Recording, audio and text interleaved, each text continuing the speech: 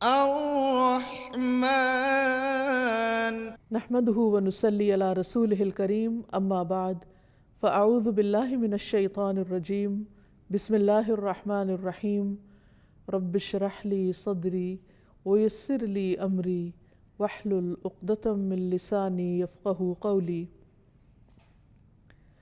ناظرین، پروگرام اللہ کے خوبصورت نام کے ساتھ آپ کی خدمت میں حاضر ہیں۔ آج ہم انشاءاللہ اللہ سبحانہ وتعالیٰ کے نام الرحمن پر بات کریں گے۔ رحمان، بہت زیادہ مہربان، بہت زیادہ رحم فرمانے والا۔ قرآن مجید میں اللہ تعالیٰ فرماتے ہیں قُلِ ادْعُوا اللَّهَ أَوِ ادْعُوا الرَّحْمَنَ أَيَّمَّا تَدْعُوا فَلَهُ الْأَسْمَاءُ الْحُسْنَى، کہہ دو اللہ کو پکارو یا رحمان کو پکارو، تم جس کو بھی پکارو گے سو یہ بہترین نام اسی کے ہیں، یعنی چاہو تو اللہ کہہ کے پکارو یا رحمان کہہ کے پکارو، کیونکہ رحمان بھی اس کا نام ہے۔ قرآن مجید کی ہر سورت سے پہلے سوائے سورت التوبہ کے بسم اللہ الرحمن الرحیم آتا ہے کہ اللہ کے نام کے ساتھ شروع کرتے ہیں جو بہت مہربان، بار بار رحم فرمانے والا ہے۔ تو اس سے یہ پتہ چلتا ہے کہ اللہ سبحانہ وتعالیٰ کی اس صفت کی بہت زیادہ تکرار ہے قرآن مجید میں۔ سورۃ فاتح کے شروع میں بھی الحمدللہ رب العالمین الرحمن الرحیم، سب تعریف اللہ کے لیے ہے جو رب ہے تمام جہانوں کا۔ کون ہے وہ رب؟ جو بہت ہی مہربان ہے، جس نے ہم پر ساری نعمتیں اس زمین کے اندر سے بھی نکالی اور آسمان سے بھی برسائیں اور ہر طرح سے ہمیں مالا مال کیا۔ یہ سب اس کی رحمت کی وجہ سے ہے، ورنہ ہم نے اپنے رب کے لیے کیا کیا ہے؟ اسے تو ہماری ضرورت بھی نہیں۔ ارشاد باری تعالیٰ ہے کتب علی نفسہ الرحمہ، اس نے اپنے اوپر رحمت کو لازم کر رکھا ہے، لکھ رکھا ہے، یعنی رحمت اس کی ہر چیز پر چھائی ہوئی ہے، ہر چیز پر غالب ہے۔ وہ بندوں کے ساتھ معاملہ بندوں کے اعمال کے مطابق نہیں کرتا، وہ اپنی رحمت کے ساتھ کرتا ہے۔ ہم بندے دن رات گناہ کرتے ہیں، دن رات اپنی جانوں پر ظلم کرتے ہیں، لیکن وہ ہم پر رحم کرتے ہوئے ہماری تمام ضروریات پوری کرتا ہے۔ الرحمن، جو بہت ہی مہربان ہے، اس کی یہ رحمت صرف انسانوں پر ہی نہیں، تمام مخلوقات پر ہے، تمام حیوانات پر ہے۔ اور پھر یہ رحمت ہی ہے جو انسان کے لیے امید اور آرزو کے دروازے کھولتی ہے اور انسان کے اندر چھپی ہوئی فطرت کو ابھارتی ہے، اسے نیک عمل پر ابھارتی ہے، اس کے اندر سے خوف اور مایوسی کو دور دھکیلتی ہے اور انسان کے دل میں امن و امان کا احساس دلاتی ہے، کیونکہ اسے معلوم ہے کہ اس کا رب بہت ہی مہربان ہے، بہت ہی رحم فرمانے والا ہے، جو ہر حال میں اپنے بندے کا خیال رکھنے والا ہے، خواہ بندہ نیک کام کر رہا ہو یا گناہ کے کام کر رہا ہو۔ اور پھر یہ بھی یاد رہے کہ رحمان کا یہ نام صرف رحمان کے لیے خاص ہے، اس لیے کوئی شخص اپنا نام صرف رحمان نہیں رکھ سکتا۔ ہاں، اللہ سبحانہ وتعالیٰ کو جو نام پسند ہے وہ عبد الرحمن ہے، یعنی رحمان سے پہلے عبد کا لفظ لگایا جائے کہ بندہ خود رحمان نہیں، کیونکہ کسی بھی انسان کے اندر رحمان جیسی صفت نہیں ہو سکتی، ہاں وہ رحمان کا بندہ ضرور ہو سکتا ہے۔ قرآن مجید میں متعدد جگہوں پر اللہ سبحانہ وتعالیٰ کے اس نام کا ذکر آیا ہے، تقریباً 45 جگہوں پر بسم اللہ الرحمن الرحیم کے علاوہ۔ اور قرآن مجید کی ایک سورت بھی اس نام سے ہے، سورۃ الرحمن، جو بہت ہی خوبصورت اور بہت ہی پیاری سورت ہے، جس میں اللہ سبحانہ وتعالیٰ کی بہت ساری نعمتوں کا ذکر ہوا ہے جو اس نے اپنے بندوں کے لیے دنیا اور آخرت میں تیار کی ہیں۔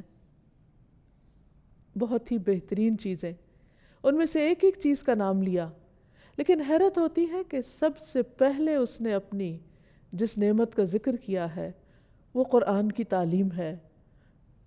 ارشاد باری تعالیٰ ہے، سورت کا آغاز ہوتا ہے الرحمن علم القرآن۔ کون ہے رحمان؟ کون ہے رحم فرمانے والا؟ کون ہے مہربان جو قرآن کی تعلیم دیتا ہے؟ گویا انسان کی جتنی بھی ضروریات ہیں وہ رحمان نے پوری کی، لیکن ان میں سے سب سے بڑی ضرورت یعنی ضرورت ہدایت کہ انسان اس زندگی میں کس طرح اپنے عقل اور شعور اور ہوش و حواس کو صحیح طور پر استعمال کرے، کسی بھی کام میں کون سا راستہ اختیار کرے، اس نے اس کے لیے انسان کو تنہا نہیں چھوڑ دیا۔ الذی اعطی کل شیء خلقہ ثم ہدی، جس نے ہر چیز کو ایک صورت بخشی پھر ان کو راہ دکھائی۔ جس طرح اس نے پودوں کو سکھایا کہ انہوں نے کیا پیدا کرنا ہے، کیسے ظاہر ہونا ہے، جس نے ایک چھوٹے سے چھوٹے جانور کو اپنا کام سکھایا، اسی نے انسان کو زندگی گزارنے کا مکمل ضابطہ حیات دیا، بہترین طریقہ سکھایا، انسان کی ہدایت کا بندوبست کیا اور قرآن کی تعلیم دی۔ پھر اس کے بعد خلق الانسان، انسان کی تخلیق کی بات ہوئی کہ یہ بھی اس کی رحمت ہے۔ علمہ البیان، اس کو بولنا سکھایا، اسے اظہار خیال کرنا سکھایا، یہ بھی رحمان کی رحمت ہے۔ تو بہرحال اللہ سبحانہ وتعالیٰ کی اتنی نعمتیں ہیں، اتنی رحمتیں ہیں کہ جن کو انسان شمار نہیں کر سکتا، ان کو گن نہیں سکتا۔ اسی لیے سورۃ الرحمن میں بار بار اس آیت کی تکرار ہوتی ہے، فَبِأَيِّ آلَاءِ رَبِّكُمَا تُكَذِّبَانِ، تم اپنے رب کی کون کون سی نعمتوں کا انکار کرو گے، کن کن نعمتوں کو جھٹلاؤ گے۔ تو ہم کسی بھی نعمت کا انکار نہیں کر سکتے، کیونکہ اگر رب عطا نہ کرے تو کوئی انسان یا کوئی دوسری مخلوق انسان کو یا دوسری مخلوقات کو وہ سب کچھ دے نہیں سکتی۔ اسی طرح قرآن مجید میں ایک اور جگہ پر آتا ہے، هو اللہ الذی لا الہ الا هو عالم الغیب والشہادہ هو الرحمن الرحیم، کہ وہ اللہ کون ہے، اس کا تعارف کیا ہے، وہی جس کے سوا کوئی الہ نہیں، جو غیب اور حاضر کا جاننے والا، جو بہت ہی مہربان، بہت ہی لطف و کرم کرنے والا اور بار بار رحم کرنے والا رب ہے۔ ایک اور جگہ پر فرمایا کہ یہ قرآن تنزیل من الرحمن الرحیم، یہ رحمان الرحیم کی طرف سے نازل کردہ ہے۔ یہاں پر ایک اور حیرت کی بات یہ ہے کہ رحمان کے ساتھ مزید تاکید کے لیے صفت الرحیم کا بھی بار بار ذکر آتا ہے، یعنی اس کی رحمت خاص بھی ہے اور اس کی رحمت عام بھی ہے، اس کی رحمت انسانوں پر بھی ہے اور اس کی رحمت حیوانوں پر بھی ہے، اس کی رحمت ماننے والوں پر بھی ہے اور اس کی رحمت ان پر بھی ہے جو اس کے وجود کا ہی انکار کرتے ہیں یا اس کے ساتھ دوسروں کو شریک ٹھہراتے ہیں۔ ایسی رحمت اور کس کے اندر ہوگی؟ پھر اسی طرح نبی صلی اللہ علیہ وسلم نے بھی متعدد احادیث میں اللہ سبحانہ وتعالیٰ کی اس صفت کا ذکر کیا ہے، اس نام کا ذکر کیا ہے اور اس کی نسبت سے کچھ تعلیمات دی ہیں۔ مثلاً ایک حدیث میں نبی صلی اللہ علیہ وسلم نے فرمایا، گھوڑے 3 قسم کے ہوتے ہیں، بعض گھوڑے تو رحمان کے ہوتے ہیں اور بعض انسان کے اور بعض شیطان کے، اور رحمان کا گھوڑا تو وہ ہوتا ہے جسے اللہ کے راستے میں باندھا جائے۔ تو گویا اللہ سبحانہ وتعالیٰ کی یہ رحمت ہے کہ اس نے ہمارے لیے سواریوں کا انتظام کیا، یہ اس کی رحمت ہے کہ اس نے ہمارے کھانے پینے کے لیے طرح طرح کی چیزیں اگائیں، اس کی رحمت ہے کہ اس نے ہمارے زبان کو ذائقہ کی قوت دی کہ ہم مختلف چیزوں کو چکھ سکیں اور ان سے لطف اٹھا سکیں۔ یہ اس کی رحمت ہے کہ اس نے صرف چکھنے کی نہیں، سونگھنے کی صلاحیت بھی دی تاکہ جو چیز کھا رہے ہیں اس کے ذائقے کے ساتھ ساتھ اس کی خوشبو سے بھی فائدہ اٹھائیں۔ پھر اس نے ہمیں دیکھنے کی صلاحیت بخشی، یہ بھی اس کی رحمت ہے کہ جب ہم دیکھتے ہیں تو دیکھ کر بھی اس سے لطف اٹھاتے ہیں۔ پھر اسی طرح اس نے چھونے کی صلاحیت دی، اس کی مختلف طرح کی نعمتوں کو جب ہم کھا رہے ہوتے ہیں یا استعمال کر رہے ہوتے ہیں تو ان کو ہاتھوں سے چھو کر بھی ایک لذت حاصل کرتے ہیں۔ یہ سب کچھ اس کی رحمت ہی تو ہے کہ اس نے اپنے بندے کو اتنی بہترین قوتوں اور صلاحیتوں سے نوازا ہے۔ ان ساری نعمتوں کے ہوتے ہوئے انسان اپنے رب کا بڑا ہی ناشکرا ہے، اور رب اس بات کا شکوہ بھی کرتے ہیں۔ وہ رب رحیم قرآن مجید میں ہمیں بتاتے ہیں کہ بعض لوگ ایسے ہیں کہ جو رحمان کی ان نعمتوں کو، اس رحمت کو محسوس ہی نہیں کرتے۔ قرآن مجید میں آتا ہے وَإِذَا رَآكَ الَّذِينَ كَفَرُوا إِن يَتَّخِذُونَكَ إِلَّا هُزُوًا أَهَذَا الَّذِي يَذْكُرُ آلِهَتَكُمْ وَهُمْ بِذِكْرِ الرَّحْمَنِ هُمْ كَافِرُونَ۔ اور جب یہ منکر آپ کو دیکھتے ہیں تو بس مذاق ہی اڑانے لگتے ہیں، کہتے ہیں کیا یہی ہے وہ شخص جو تمہارے معبودوں کا ذکر کرتا ہے جبکہ وہ خود رحمان کے ذکر سے منکر ہیں، یعنی رحمان کی دی ہوئی ساری رحمت سے، نعمتوں سے فائدہ اٹھاتے ہیں، لیکن اس کو یاد نہیں کرتے، اس کی رحمت کو محسوس نہیں کرتے، اس کا شکر ادا نہیں کرتے۔ اور جب ان سے کہا جاتا ہے کہ رحمان کو سجدہ کرو تو کہتے ہیں وہ رحمان کیا ہوتا ہے؟ وَإِذَا قِيلَ لَهُمُ اسْجُدُوا لِلرَّحْمَنِ قَالُوا وَمَا الرَّحْمَنُ أَنَسْجُدُ لِمَا تَأْمُرُنَا وَزَادَهُمْ نُفُورًا۔ اور جب انہیں کہا جاتا ہے کہ رحمان کو سجدہ کرو تو کہتے ہیں کہ رحمان کیا ہوتا ہے؟ کیا ہم اس کو سجدہ کریں جس کا تو ہمیں حکم دیتا ہے؟ اور یہ دعوت ان کی نفرت میں مزید اضافہ کرتی ہے۔ لیکن اس کے باوجود کہ وہ رحمان کو سجدہ نہیں کرتے، وہ اس کی نعمتوں کا اعتراف نہیں کرتے، وہ اس کی مہربانیوں کو محسوس نہیں کرتے، رحمان اپنی رحمت کرنا بند نہیں کرتا، پھر بھی وہ دن رات ان پر اپنی رحمت کرتا چلا جاتا ہے۔ پھر اسی طرح ہم دیکھتے ہیں کہ مشرکین مکہ بھی اللہ سبحانہ وتعالیٰ کی اس صفت کے ساتھ اس کے اس نام کو نہیں جانتے تھے، نہیں پہچانتے تھے۔ صلح حدیبیہ کا واقعہ تاریخ کا مشہور واقعہ ہے، جس میں سہیل بن عمرو آیا تو کہنے لگا کہ ہمارے اور اپنے درمیان صلح کی ایک تحریر لکھ لیں۔ چنانچہ نبی صلی اللہ علیہ وسلم نے کاتب کو بلوایا اور فرمایا کہ لکھو بسم اللہ الرحمن الرحیم، اللہ کے نام کے ساتھ جو مہربان ہے، رحمان ہے، بہت بار بار رحم فرمانے والا ہے۔ تو سہیل کہنے لگا اللہ کی قسم میں رحمان کو نہیں جانتا۔ یہ کس قدر حیرت کی بات ہے کہ جس کی رحمت سے ہم سانس لیتے ہیں، جس کی رحمت سے ہم چلتے پھرتے ہیں، جس کی رحمت سے یہ ساری کائنات ہمارے لیے مسخر کی گئی، جس کی رحمت کی وجہ سے ہمیں ہر چیز کی تعلیم دی گئی، ہمیں عقل اور سوچنے سمجھنے کی قوت دی گئی، اسی کو انسان نہ پہچانے، اسی کی ناشکری کرے۔ تو کہنے لگا کہ میں رحمان کو نہیں جانتا، وہ کیا چیز ہے؟ ہاں تم یوں لکھو بسمک اللہم، جیسے تم پہلے لکھا کرتے تھے۔ انسان کے لیے کس قدر بدقسمتی کی بات ہے کہ وہ اپنے رب کی رحمت کو محسوس نہ کرے، کیونکہ یہی رحمت انسان کے اندر ایک رقت پیدا کرتی ہے، اپنے رب کا ایک قرب نصیب کرتی ہے۔ اس رحمت کا احساس بندے کے اندر بندوں کے لیے بھی مہربانی کا جذبہ پیدا کرتا ہے۔ اور رحمان صرف الرحمن نہیں بلکہ ارحم الراحمین ہے، سب رحم کرنے والوں سے بڑھ کر رحم فرمانے والا ہے۔ ابو ہریرہ کہتے ہیں کہ نبی صلی اللہ علیہ وسلم کے پاس ایک آدمی آیا اور وہ اپنے بچے کو لے کر اسے سینے سے لگانے لگا، اسے پیار کرنے لگا۔ تو آپ نے اس سے پوچھا کہ کیا تمہیں اس پر رحم آتا ہے، یعنی تمہارے دل میں اس کے لیے محبت ہے؟ تو اس نے کہا جی ہاں۔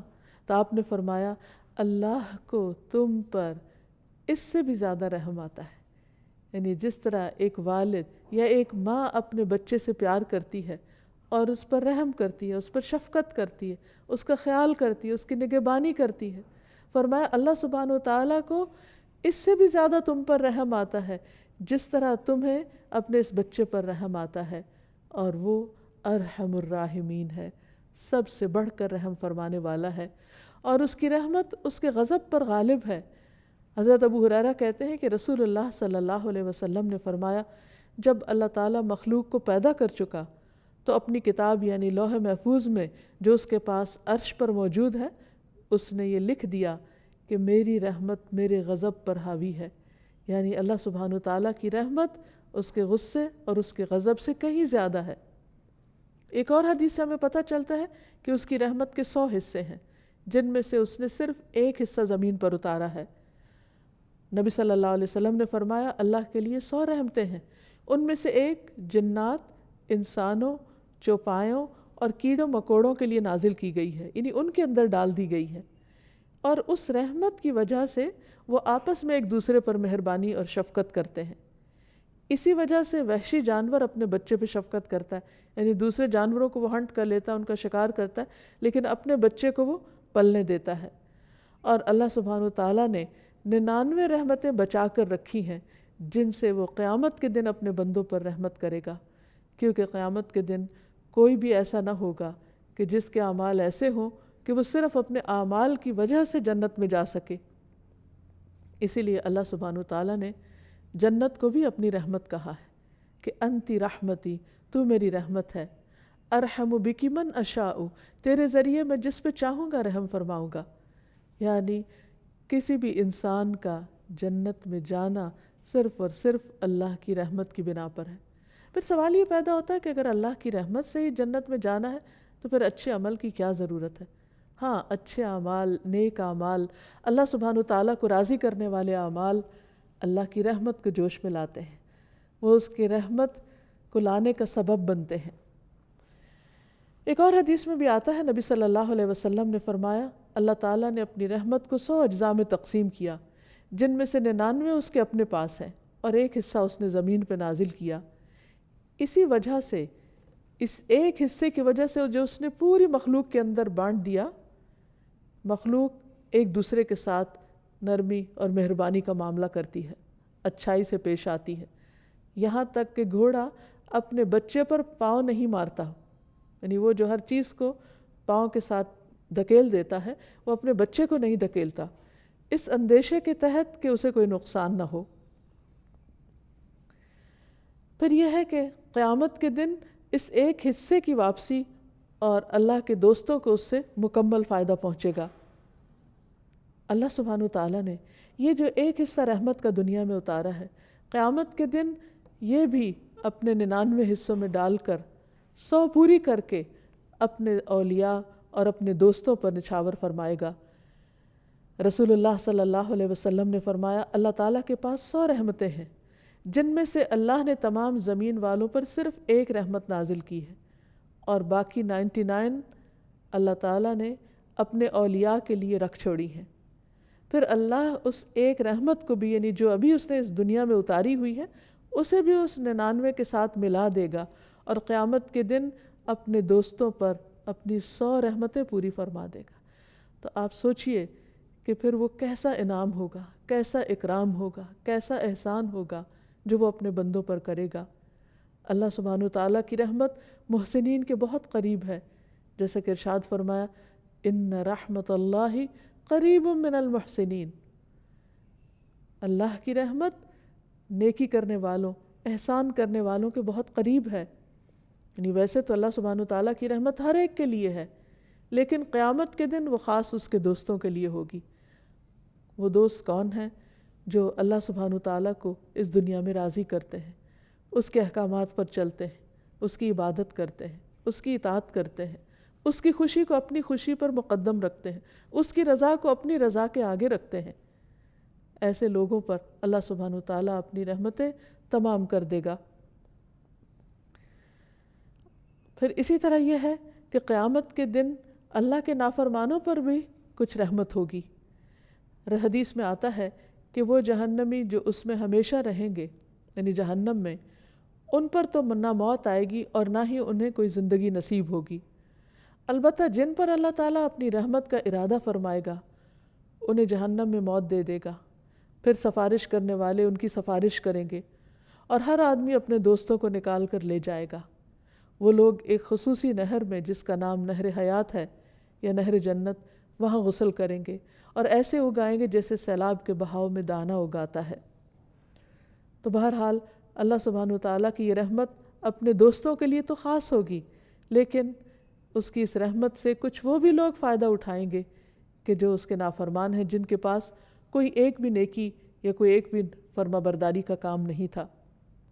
اس دنیا میں اگر انسان اللہ سبحانہ تعالیٰ کی رحمت کو محسوس کرنا چاہے تو اس کے لیے لازم ہے کہ وہ باہر نکلے اور زمین و آسمان کی تخلیق پر غور کرے اور اللہ سبحانہ تعالیٰ کی قدرت کے مشاہدات کو دیکھے کہ کس طرح بارش برستی ہے، کیونکہ بارش بھی اس کی رحمت کا ایک حصہ ہے، اور پھر کس طرح رات دن میں اور دن رات میں تبدیل ہو جاتے ہیں، کس طرح زمین پر یہ تبدیلی آ جاتی ہے، کس طرح سورج کی تپش فصلوں کو پکاتی ہے اور کس طرح چاند کی روشنی راتوں کو ٹھنڈک بخشتی ہے۔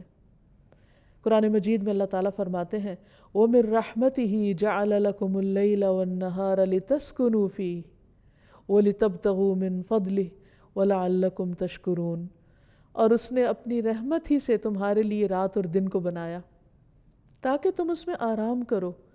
یہ بندے کو جو نیند کی صلاحیت بخشی ہے، سونے کی جو توفیق دی ہے، یہ بھی اس کی رحمت ہے۔ اور جب رات آ جاتی ہے، رات کا اندھیرا گہرا چھا جاتا ہے اور ہر چیز سکون پکڑتی ہے، تو اپنے بندوں کو بھی رب سلا دیتا ہے اور یہ بھی اس کی رحمت کی علامت ہے۔ اور پھر دن کو اس نے روشن بنایا، کس لیے؟ تاکہ تم اس میں اپنے رب کا فضل تلاش کر سکو، اپنے رزق کو تلاش کر سکو، دنیا میں کام کاج کر سکو، کیونکہ جب سورج نکلتا ہے تو انسان کے اندر ایک عجب طرح کی نشاط ہوتی ہے، اس وقت بھی انسان کو اپنے رب کی رحمت کو محسوس کرنا چاہیے۔ گرمی کے بعد جب ٹھنڈی ہوا چلتی ہے تو یہ کون چلاتا ہے؟ یہ بھی رب کی رحمت کی علامت ہوتی ہے۔ اسی طرح جیسے یہاں فرمایا وَهُوَ الَّذِي أَرْسَلَ الرِّيَاحَ بُشْرًا بَيْنَ يَدَيْ رَحْمَتِهِ وَأَنزَلْنَا مِنَ السَّمَاءِ مَاءً طَهُورًا، اور وہی ہے جس نے ہواؤں کو اپنی رحمت سے پہلے خوشخبری کے لیے بھیجا، یعنی بارش کے آنے سے پہلے جب ہوا چلتی ہے تو اس کی رحمت کو محسوس کرنا چاہیے۔ اور ہم نے آسمان سے پاک کرنے والا پانی اتارا، یعنی بارش کا پانی ہر چیز کو دھو ڈالتا ہے، درختوں کو، نباتات کو اور مختلف چیزوں کو، اور اس میں انسانوں اور حیوانوں کے لیے پینے کا بھی حصہ ہے۔ پھر آپ دیکھیے کہ اللہ سبحانہ و تعالیٰ کی رحمت جو ہے یہ اس کی کسی کمزوری کی وجہ سے نہیں ہے، وہ صاحب اقتدار ہے، وہ عرش پر مستوی ہے، وہ سب سے بلند ہے، اس کے باوجود مہربان ہے۔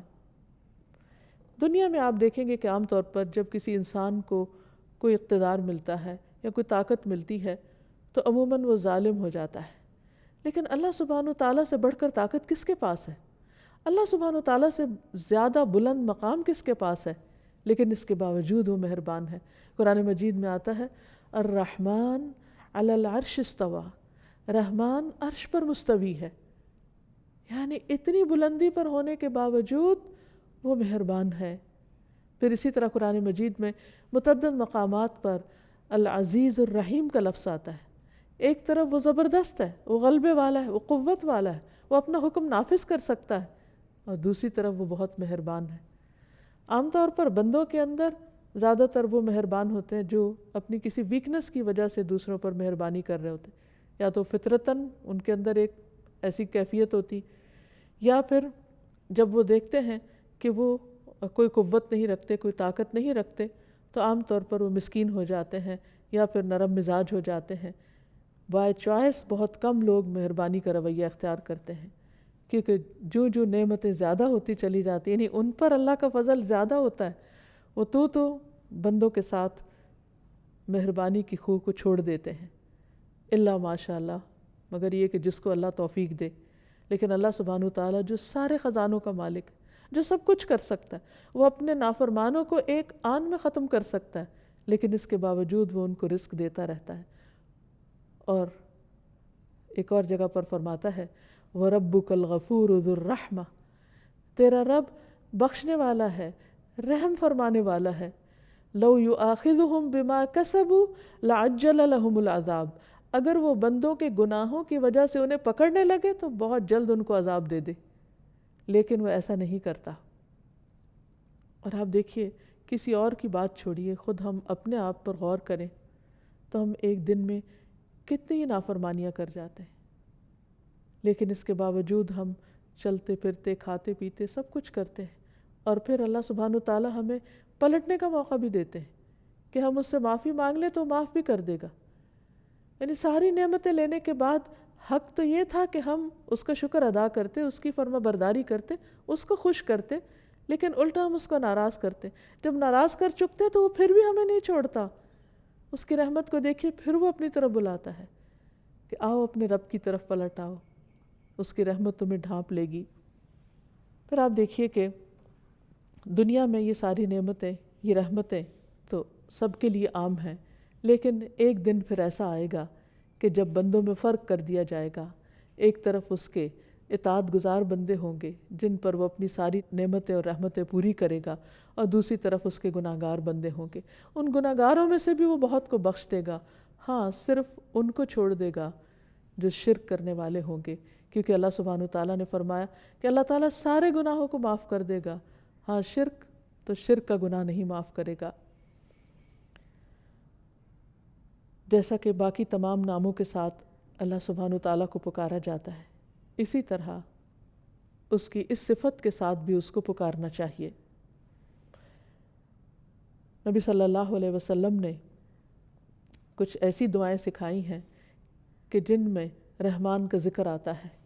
مثلا قرض کی ادائیگی میں آسانی کے لیے رحمان کو پکارنا چاہیے۔ حضرت انس کی روایت ہے کہ رسول اللہ صلی اللہ علیہ وسلم نے حضرت معاذ سے فرمایا، کیا میں تمہیں ایسی دعا سکھاؤں کہ اگر تم اس کے ساتھ دعا کرو تو تم پر احد پہاڑ کے برابر بھی قرضہ ہو تو اللہ تعالیٰ تم سے ادا کر دے گا۔ اے معاذ یہ پڑھا کرو، اللہم مالک الملک تؤتی الملک من تشاء وتنزع الملک ممن تشاء وتعز من تشاء وتذل من تشاء بیدک الخیر انک علی کل شیء قدیر رحمن الدنیا والآخرة ورحیمہما تعطیہما من تشاء وتمنع منہما من تشاء ارحمنی رحمتا تغنینی بہا عن رحمت من سواک۔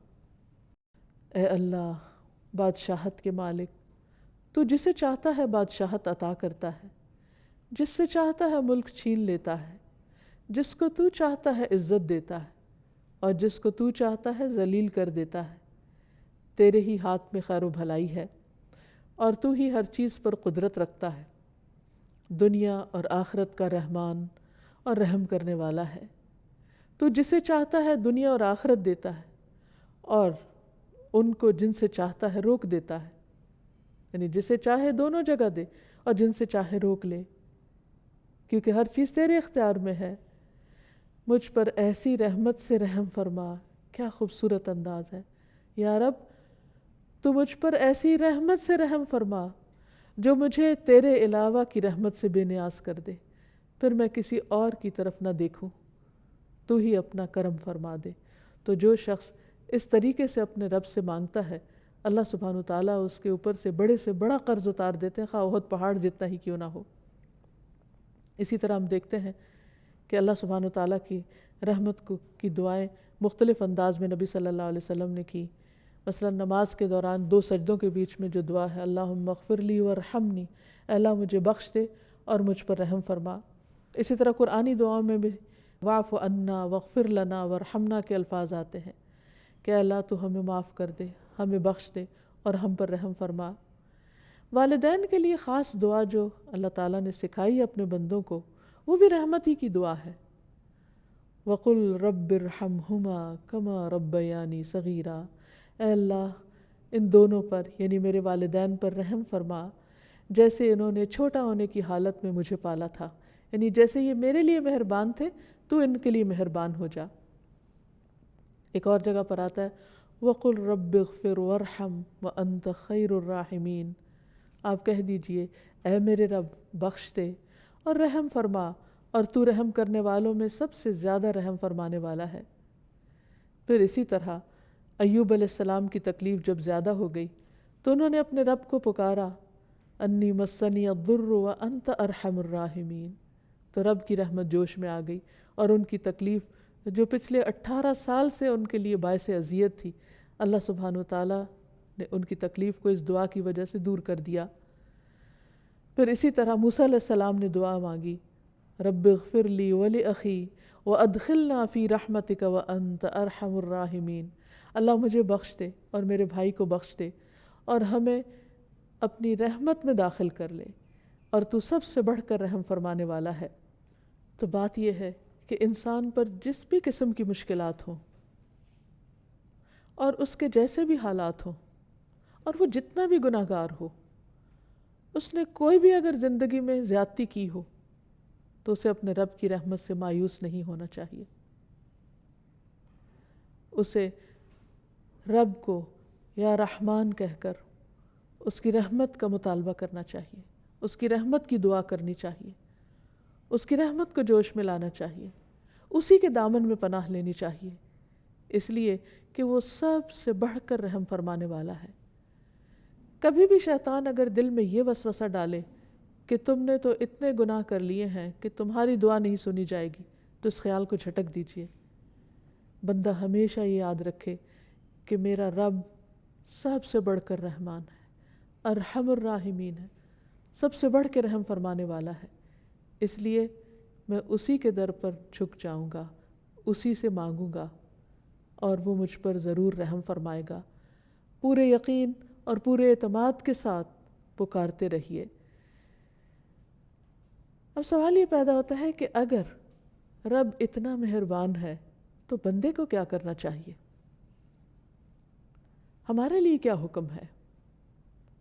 پہلی بات تو یہ کہ رب کی رحمت کو محسوس کریں، مختلف آیات اور مختلف نشانیوں میں اس کی رحمت کو پہچانیں، خود اپنے وجود اور خود کو ملنے والی نعمتوں کی پہچان کریں، ان کو شمار کریں، ان کا احساس کریں، پھر اپنے گناہوں کو دیکھیں اور پھر اپنے اندر ایسی صفات پیدا کرنے کی کوشش کریں کہ جو رحمان کو پسند ہوں، تاکہ ہم عباد الرحمن بن جائیں۔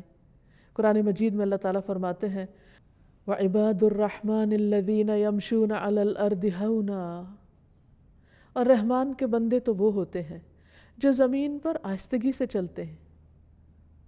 دوسرے لفظوں میں زمین پر رحم کرتے ہوئے، پاؤں مار کر نہیں چلتے، تکبر سے نہیں چلتے، آہستگی سے چلتے ہیں، وہ ہر ایک کے حقوق کا خیال رکھتے ہیں۔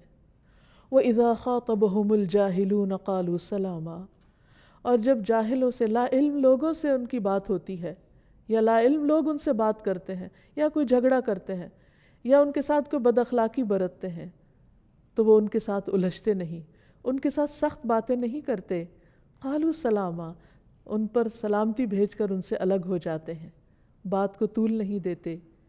یہ ہیں ان بندوں کی خصوصیات جو اپنے رب کی رحمت کو پہچانتے ہیں۔ والذین یبیتون لربہم سجدا وقیاما، اور جو راتیں اس حال میں گزارتے ہیں کہ اپنے رب کے حضور سجدے اور قیام کرتے ہیں تاکہ اپنے رب کی رحمت کو پکار سکیں۔ والذین یقولون ربنا اصرف عنا عذاب جہنم ان عذابها کان غراما، اور جو کہتے ہیں اے ہمارے رب ہم سے جہنم کا عذاب پھیر دے، بے شک اس کا عذاب ہمیشہ کے لیے چمٹ جانے والا ہے۔ اگرچہ وہ جانتے ہیں کہ رب مہربان ہے، لیکن اس کے ساتھ ساتھ اپنے گناہوں سے ڈرتے ہیں اور گناہوں کی سزا سے بچنے کی فکر کرتے ہیں۔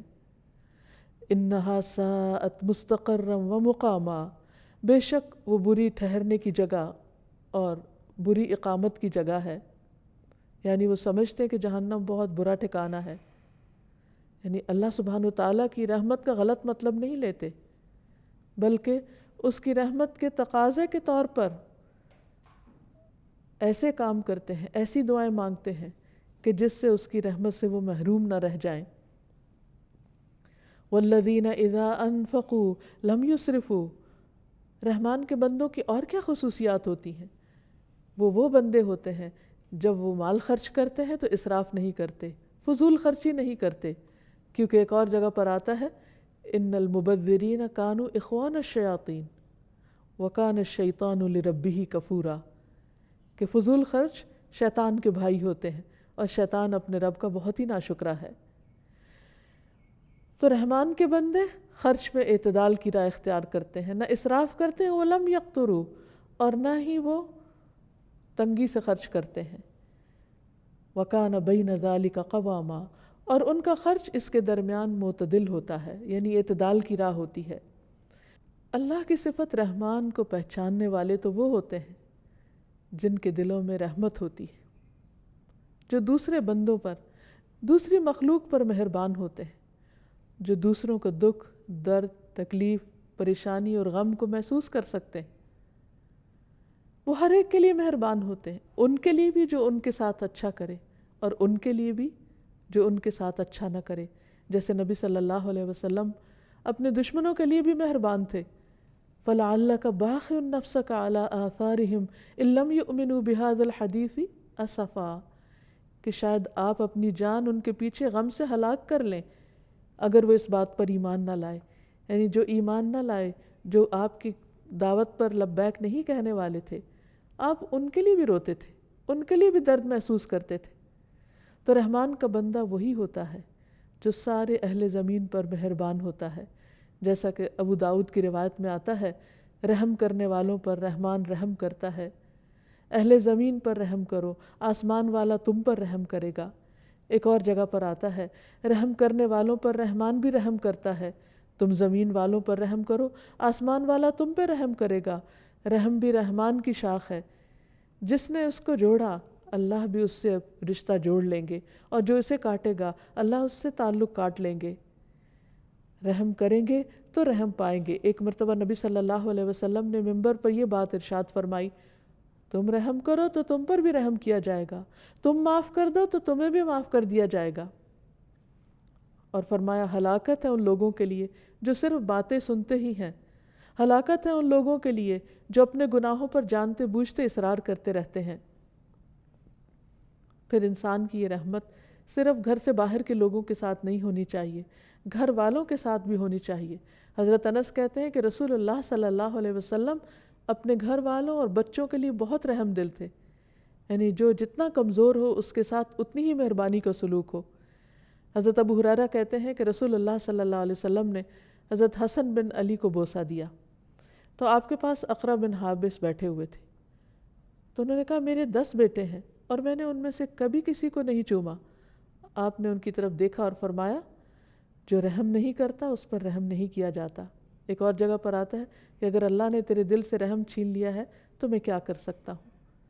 تو گویا چھوٹے بچوں کے ساتھ رحمت اور شفقت کا معاملہ، پھر فقراء اور مساکین کے ساتھ۔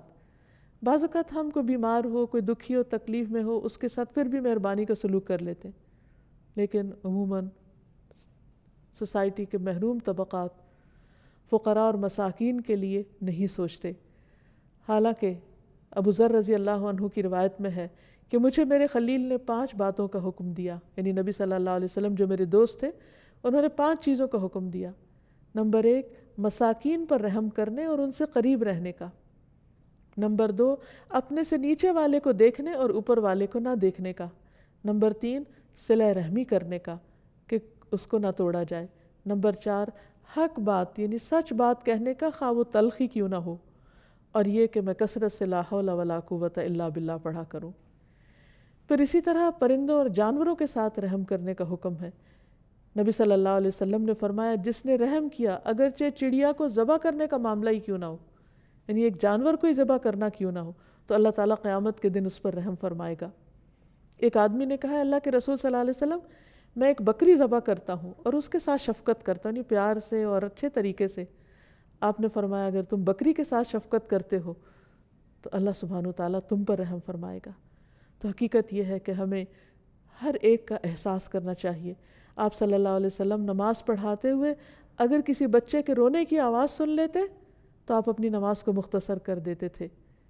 بچے کی ماں پر رحمت کرتے ہوئے یا بچے پر رحمت کرتے ہوئے کہ وہ اپنی ماں کے لیے پریشان ہو رہا ہے، اور اس شخص میں کوئی خیر اور بھلائی نہیں جس کے اندر رحم کا جذبہ نہیں۔ اور نبی صلی اللہ علیہ وسلم پر جب دوزخ پیش کی گئی تو اس میں آپ نے بنی اسرائیل کی ایک عورت کو دیکھا جس نے بلی کو باندھ رکھا اور اس پر رحم نہ کیا اور اسے کھانے کے لیے کچھ نہ دیا اور نہ اسے چھوڑا کہ وہ خود اپنے لیے کچھ ڈھونڈ کر کھا لے۔ تو خواہ کوئی کتنا ہی عبادت گزار ہو، لیکن اگر وہ بندوں پر رحم نہیں کرتا تو وہ رحم کا مستحق نہیں۔ اللہ تعالیٰ سے دعا ہے کہ وہ ہم سب پر رحم فرمائے اور ہمارے دلوں کے اندر دوسروں کے لیے رحم کا جذبہ ڈال دے۔ وآخر دعوانا ان الحمد للہ رب العالمین۔